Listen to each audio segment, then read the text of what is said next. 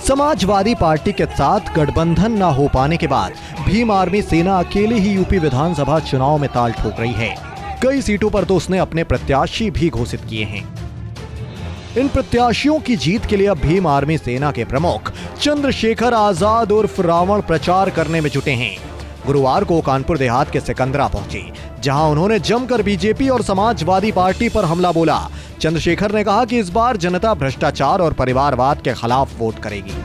हमें विश्वास है कि जनता इस बार परिवारवाद और ये जो भ्रष्टाचार की राजनीति से ऊपर उठ के आजाद समाज पार्टी के प्रत्याशियों के पक्ष में मतदान करेगी।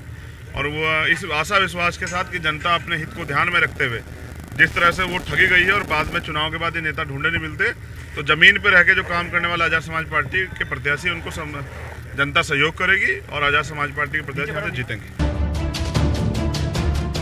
वहीं चंद्रशेखर ने हिजाब विवाद पर कहा कि मूल मुद्दों से ध्यान भटकाने को लेकर यह हिजाब का मुद्दा विधानसभा चुनाव पर उठाया जा रहा है। देखिए, मैं समझता हूँ यूपी चुनाव के लिए जो सबसे जरूरी मामले हैं वो है रोटी कपड़ा मकान, एजुकेशन, हेल्थ, रोजगार, महंगाई, भ्रष्टाचार और जो तमाम तरह का एट्रोसिटी, महिलाओं पे शोषण, महिला सशक्तिकरण, ये जो बुनियादी मुद्दे हम लोग इन्हीं पे बात करते हैं। इसी से उत्तर प्रदेश का भला होगा। बाकी बाहर क्या हो रहा है उससे उत्तर प्रदेश का भला नहीं होगा। दरअसल चंद्रशेखर की सपा से खटास तब हो गई जब से अखिलेश ने उन्हें 25 की बजाय सिर्फ 2 सीटें ऑफर की थी, जिसके बाद में दोनों नेताओं के बीच गठबंधन पर सहमति नहीं बन पाई। हालांकि इस दौरान उन्होंने ये भी कहा कि अगर चुनाव के बाद बीजेपी को रोकना पड़ा तो वो अपने मुद्दों के साथ दूसरी पार्टी को समर्थन देंगे।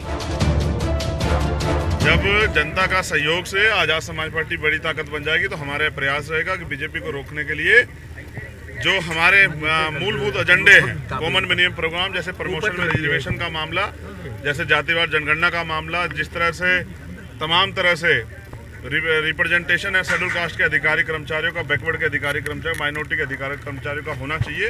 उन मुद्दों पे, एजुकेशन, हेल्थ के मुद्दों पे जो जिनसे भी हमारी बातचीत बनेगी उनके जरिए हम लोग सरकार में। क्या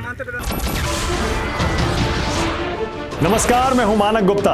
अगर आपको हमारा ये वीडियो पसंद आया हो तो इसे लाइक और शेयर जरूर करें, और हाँ, हमें सब्सक्राइब और फॉलो करना ना भूलें ताकि आप देश और दुनिया की कोई खबर मिस ना करें। तो जुड़े रहिए हमारे साथ और देखते रहिए न्यूज़ 24।